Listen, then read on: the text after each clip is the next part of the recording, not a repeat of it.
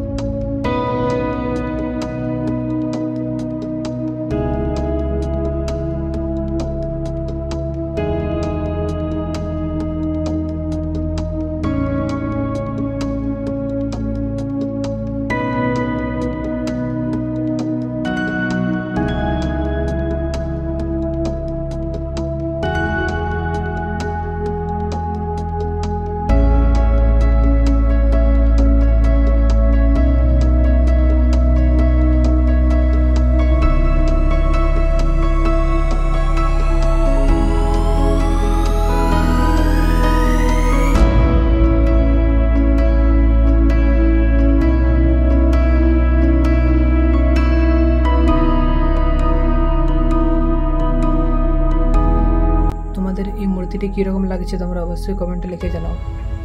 আর তোমরা যদি এখনও পর্যন্ত চ্যানেলটিকে সাবস্ক্রাইব করোনি তাহলে এরকমই নতুন নতুন ভিডিও দেখার জন্য চ্যানেলটি সাবস্ক্রাইব করে রাখতে পারো। আর এই ভিডিওটি এই পর্যন্তই।